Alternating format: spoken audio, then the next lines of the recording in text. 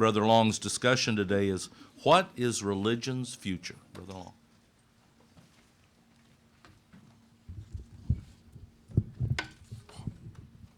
Thank you. Okay.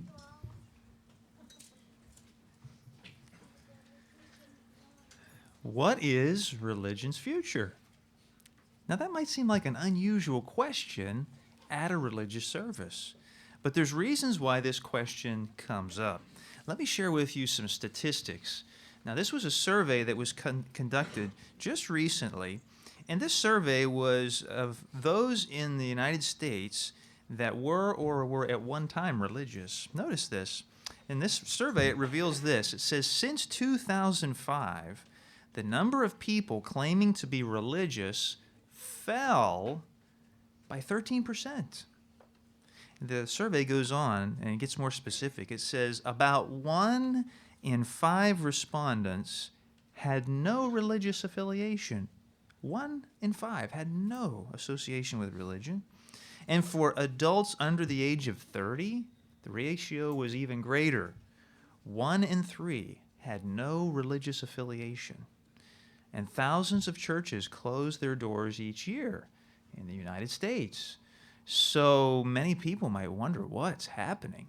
You know, here in the Bible Belt, we may not see this so readily, but when we step back on a national scale, even a world scale, we see that there is less and less interest and devotion to religion. So because of this, many people wonder, well, could religion eventually just die out altogether because of the lack of interest? Well, the future of religion depends not on human attitudes, but it depends on God. So let's take our Bibles and let's see what God's Son, Jesus Christ, has to say in this matter. We're going to go to John chapter 4. John chapter 4. And you might remember in this particular chapter, Jesus is talking to a woman of another religion. He's talking to a Samaritan woman at the well. Now let's notice what he says to her and how this subject of religion and worship comes up. John chapter 4, and notice verses 23 and 24. Jesus speaks, "Nevertheless, the hour is coming, and it is now, when the true worshipers will worship the Father with spirit and truth. For indeed, the Father is looking for ones like these to worship him. God is a spirit, and those worshiping him must worship with spirit and truth."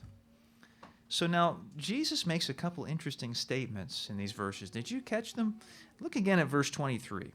Did you notice that he mentions true worshipers? True worshipers. So if you have true worshipers on the one hand, what might you have on the other hand? False worshipers. So true worshipers and false worshipers. Here he's drawing attention to true worshipers, and at the end of verse 23, he says the Father is looking for ones like these to worship him. So here's a personal question. Is the Father looking for you? And we hope that he is. We hope that he finds us as being one of those that has a desire for truth and has a desire to serve God in the way that's pleasing to him. Well, then that raises another question. Well, how can a person know if he's part of a religion that's true or false? How do we know? Well, Jesus comes to the rescue again. You might remember the illustration he used at Matthew chapter 7 about trees. And he said you could tell the difference between trees by looking at their fruit. For example, you might have a tree with luscious, delicious fruit on the one hand, but then you might have another tree with rotten fruit. That was the example Jesus gave. You can tell the difference between good fruit and rotten fruit right away. For example, speaking of this subject of fruit, notice this image. Now imagine you walked into the produce section of your grocery store and you see this. Is it hard to tell when fruit is rotten?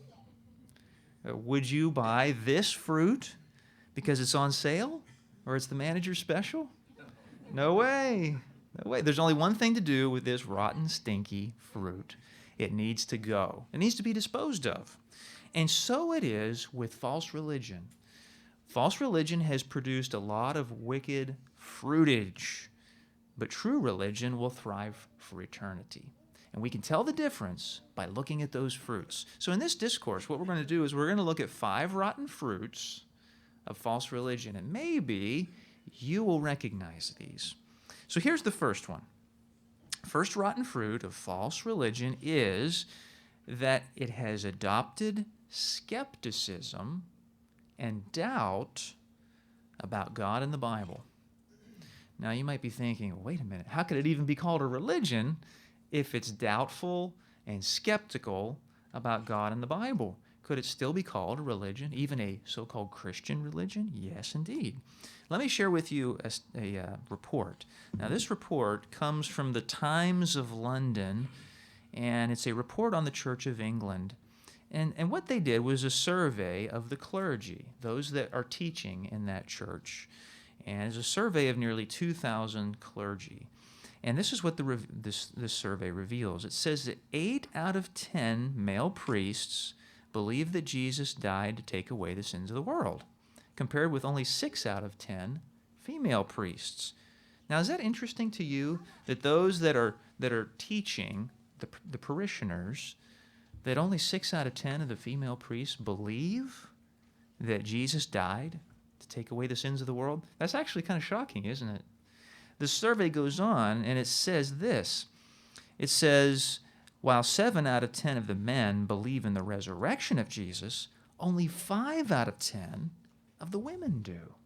So only half of the female priests and only 6 out of 10 of the male priests believe that Jesus was resurrected. So how can they teach from the platform those in the audience about the Scriptures when they don't have confidence in the Scriptures themselves? This report in the Times of London, they went on to say this: there are clearly 2 churches operating in the Church of England, the believing church and the disbelieving church. And that's a scandal, according to the Times of London. Increasingly, positions of authority are being placed in the hands of people who believe less and less. So does it concern you that many religious leaders today doubt the death and resurrection of Jesus? Can such religions last? What will be their future? We'll find out here in just a few minutes. But let's go on. Let's go to another rotten fruit that can be seen in false religion today. Take your eyes to the monitors. Notice this image. One thing that false religion has failed to do is make known God's personal name. Do you know that name? Well, as you look here at the monitors, this is a page from a Bible that was published in the 1800s, and you can see in this image the name Jehovah, very clearly stated in the Scriptures. How did Jesus feel about that name? Now remember, Jehovah is Jesus' Father. So what did Jesus have to say about his Father's name? Let's take our Bibles and we'll go to John chapter 17. Now, as we come to John 17, what we find here is this is the last night of Jesus' life.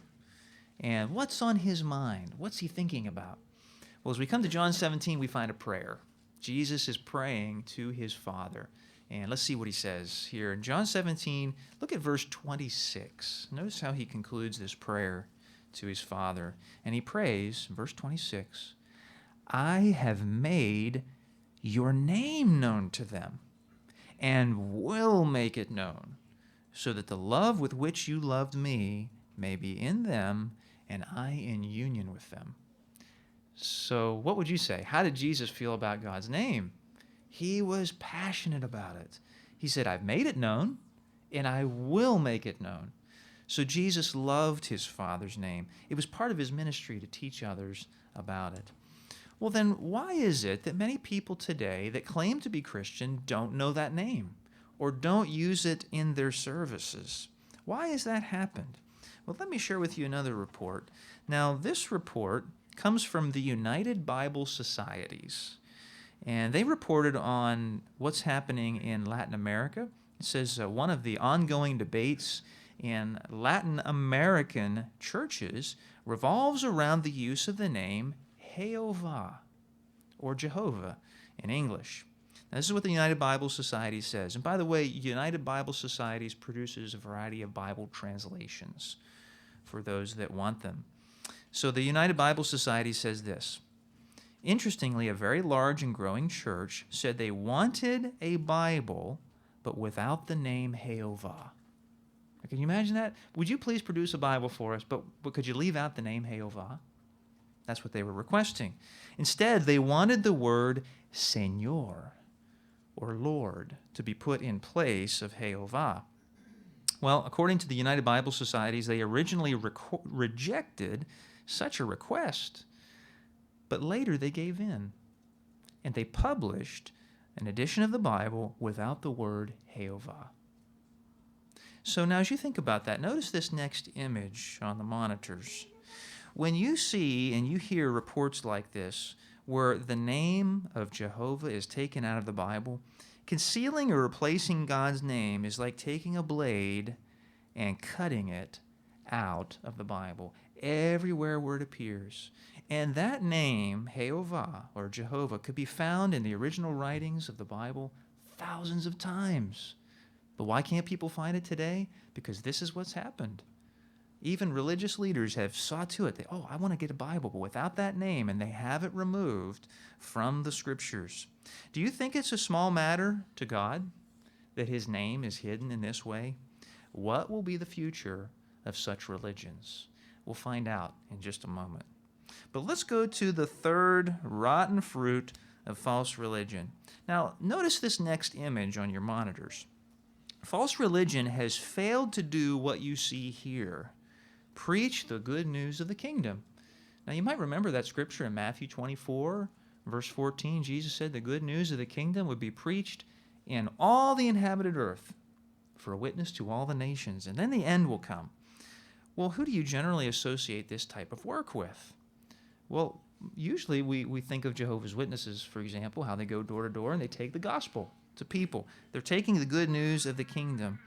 But the religions in general have failed to do this and have failed to put emphasis on the kingdom message, God's kingdom, His government in the hands of Christ Jesus. But just take, for example, Jehovah's Witnesses, how much emphasis they put on the kingdom. You've probably read the magazine, The Watchtower. Have you ever noticed the full title of the Watchtower magazine? It's The Watchtower announcing Jehovah's kingdom. And it's the most widely distributed magazine in the world, and it's a magazine about the kingdom. Also, where are we meeting today? In a kingdom hall. The theme of the work of Jehovah's Witnesses is about the kingdom. And sadly, the churches today have failed to do this important work. Well, how about a fourth rotten fruit of false religion? False religion has failed to uphold the Bible's high moral standards. In fact, false religion has even contributed to moral breakdown because of this. Let's take a scriptural point that relates to this. We're going to go to 2 Timothy chapter 3. And let's see how it is that false religion has contributed to moral breakdown. Now, as you come to 2 Timothy chapter 3, you might remember here, this is a chapter that talks about the signs of the last days and what people would be like in the last days. Now, one of those things that was mentioned was what religious people would be like in the last days. Do you remember that? Look at 2 Timothy 3 and verse 5. Having an appearance of godliness, but proving false to its power, and from these turn away. So did you notice what it says here about religious people and their behavior, their thinking? Well, it says that they would have an appearance of godliness. What's that mean to you, an appearance of godliness? In other words, it's a look-alike. It's not the real thing. It's not genuine. It's not authentic. It's an appearance of something that we should desire to have. But they only have an appearance of godliness. And so we're cautioned, we're warned, from these turn away. Now, how is it that this appearance has become readily apparent today? Look at chapter 4 and verse 3. Chapter 4 and verse 3, this is what the Bible forecasted. For there will be a period of time when they will not put up with the wholesome teaching, but according to their own desires they will surround themselves with teachers to have their ears tickled. They will turn away from listening to the truth and give attention to false stories. So what was foretold for the last day? What would they do? What kind of religious leaders would they gather to themselves? But did you notice in verse 3 it says that the people would want teachers that would tickle their ears. Now, what does that expression mean? Well, if you look at the footnote in the New World Translation, it says, or to tell them what they want to hear. Now, isn't that what people want? They want somebody to tell them what they want to hear. They don't want somebody that tells them, well, you can't do this and you shouldn't do that. They want someone to tell them what they want to hear. And so as a result, today, many churches will teach the people what they want to hear. And what people need is to know the high moral standards of the Scriptures. And when religion conceals those moral standards or waters them down, it contributes to moral breakdown in society. Just to illustrate it, think about this. GPS is something that we become, at least I can speak for myself, dependent on to try to get where you're going in unfamiliar areas. Imagine somebody sabotaged your GPS and it kept putting you off in the wrong direction, maybe even putting you and your family in harm's way. How would you feel if you found out somebody did that to your GPS? You would be angry. Well, similarly, false religion has sabotaged and caused a malfunction the moral GPS of people today. What's the moral GPS? It's the conscience that tells us what's right and wrong. Instead of training that conscience, according to the Scriptures, false religion has sabotaged that conscience. And people don't see the need for high morals. In fact, they live and do as they please.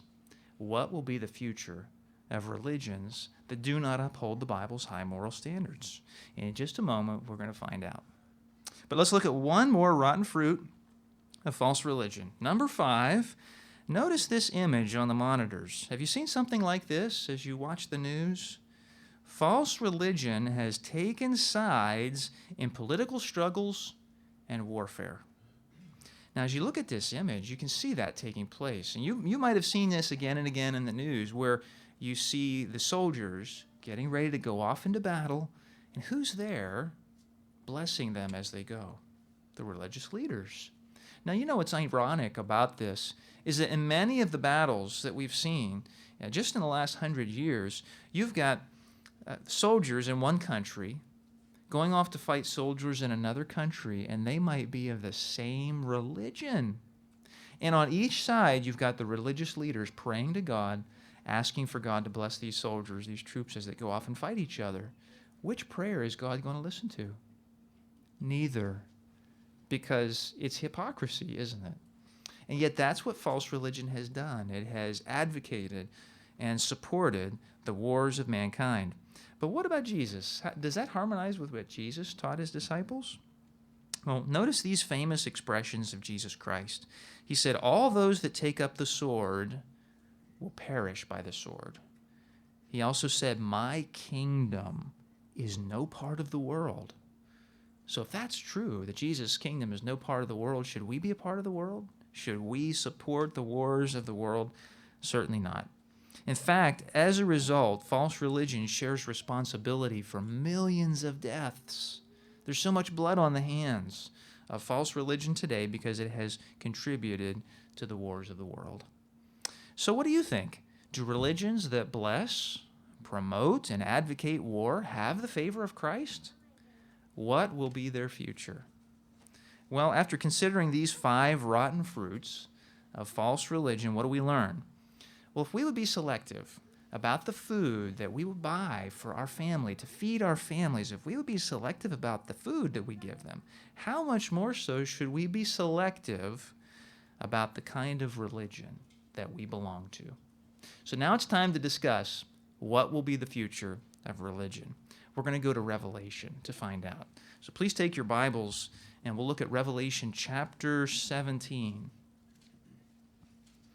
Now, as we come to Revelation 17, if it's not bad enough to compare false religion to rotten fruit, wait till you see the comparison here in Revelation 17. It's shocking how God views false religion. Revelation 17, and let's notice together verses 1 and 2. one of the 7 angels who had the 7 bowls came and said to me, "Come, I will show you the judgment on the great prostitute who sits on many waters, with whom the kings of the earth committed sexual immorality, and the earth's inhabitants were made drunk with the wine of her sexual immorality." So did you see the comparison God makes? What did he compare false religion to? A great prostitute. Now, those are very strong words to describe religion in that way. But why is it a fitting description of religion? Well, if you look here in verse 2, did you notice it says that this prostitute commits sexual immorality with the kings of the earth? Do you remember that last image that we looked at and how the religious leaders were blessing the troops right in there involved with the wars of the kings and the nations of the earth? That's what this verse is talking about. There's a relationship, an immoral relationship between religion and the kings and the nations of the world. And so the Bible here describes false religion as a great prostitute. Take a look at this image on the monitors. Now, as you look at this image, what you'll see is the great prostitute portrayed. Now, here she is, and she's riding on the back of this wild beast. Now, we already identified the prostitute as false religion. What about this wild beast? Well, that's where verse 2 comes in, the kings of the earth. This wild beast represents the political powers. Now, who's kind of in control here? Well, you can see that religion has great influence over the nations of the earth. But let's get a few more details about what we're seeing in this image. You notice the colors of her garments that she's wearing. The Bible comments on that if you look at verse 4. The woman was clothed in purple and scarlet, and she was adorned with gold and precious stones and pearls, and she had in her hand a golden cup that was full of disgusting things and the unclean things of her sexual immorality. So what colors does God describe false religion as wearing? Purple and scarlet. Now, is there a significance to that? Yes. You see, those colors are the colors of royalty. And isn't that how religion is portrayed today? Like a queen that rules over people. And you think about it, with this gold and these colors and so forth, really religion, you can see it, false religion has magnificent buildings. They have statues, icons, and astronomical amounts of cash. We can see that in false religion today. But what about a name? Has God given a name to false religion? He sure has. Let's look on. Look at verse 5. On her forehead was written a name, a mystery. Babylon the Great, the mother of the prostitutes and of the disgusting things of the earth. So what name has God given to false religion? Babylon the Great. Now you may have heard of Babylon. What was the city of Babylon? Well, the ancient city was well known as a birthplace of many false religious, spiritistic, and pagan teachings. And interestingly, many of today's modern religions, even so-called Christian religions, have adopted pagan teachings from that ancient city. And it's not limited to Christian religions today. Many of the religions of the world today still are influenced by the teachings of that ancient city. But now in this verse, we're not talking about some ancient dead city, are we? No, look again. This is called Babylon the Great. Something much more significant, something very influential. This Babylon the Great is like an empire that rules over people. It's the world empire of false religion and the influence that it has on people. Well, now we have to wonder, what's the future of false religion? Well, you notice this image. You see right now that the prostitute has great influence over the wild beast, but that's about to change. Look here in chapter 17, verse 16.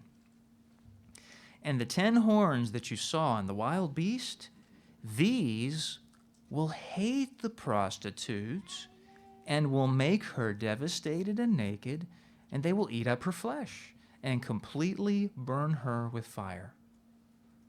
What's going to happen to false religion? Well, what we see in this image, we're going to see that the tables are going to turn.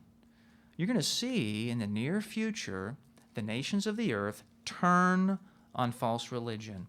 They will hate false religion and get rid of it. Now, you might be thinking, wait a minute.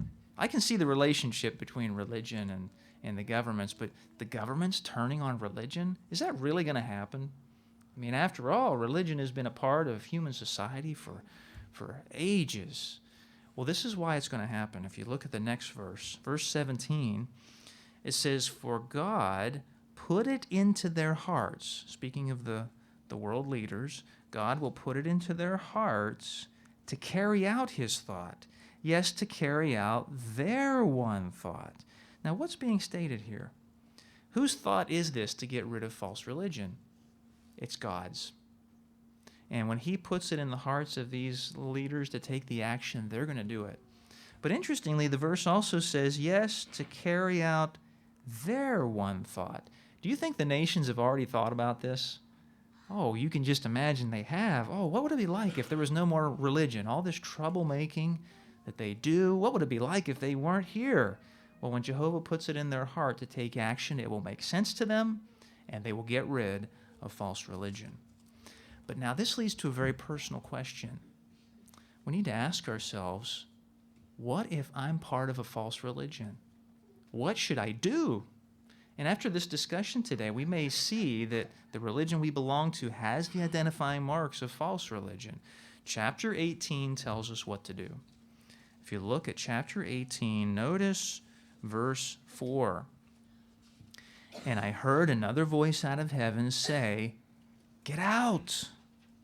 Get out of her, my people, if you do not want to share with her in her sins, and if you do not want to receive part of her plagues, for her sins have massed together clear up to heaven, and God has called her acts of injustice to mind.'" So if we're honest with ourselves and we realize we are a part of false religion, what should we do? We must get out. We must get out of false religion. Like a mandatory evacuation when a hurricane is approaching your area, we're warned, get out while there's still time. Because false religion is going down and we don't want to be a part of it when that happens. But you know, when you get out of false religion, you've got some place to go. That's why we urge everyone here today to seek true religion. In fact, if this is your first time here at Kingdom Hall, or if you've only been coming recently, we invite you to continue coming here and investigate the teachings of Jehovah's Witnesses and compare what Jehovah's Witnesses say with what the Bible says, and see whether or not they are true worshipers, as Jesus Christ described. Because what is religion's future? False religion has no future, but true religion will thrive for all eternity.